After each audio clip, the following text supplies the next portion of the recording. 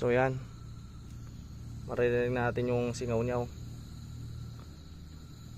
Saka mabaho yung amoy. Nabutas na natin yung kanya, tagiliran. Maririnig natin yung tunog niya. Nahirapan na yung kambing natin, oh. Kapag no choice na tayo at nakita natin, na-obserbahan natin na nahirapan na ng gusto yung alaga natin, ganito ang kailangan natin gawin para lumabas yung hangin niya. No choice kailangan natin na butasin yung tagiliran niya, kasi